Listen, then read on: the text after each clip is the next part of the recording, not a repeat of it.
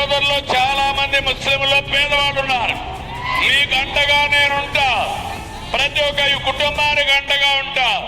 మొన్నైతే 5-6 మంది 7 మంది పిల్లలుంటే ఒక్కొక్కరికి 15,000 చొప్పున 1,05,000 ఇచ్చాను.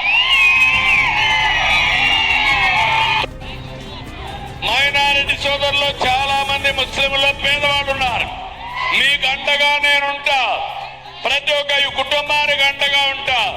మొన్నైతే 5-6 మంది 7 మంది పిల్లలుంటే ఒక్కొక్కరికి 15,000 చొప్పున 1,05,000 ఇచ్చాను.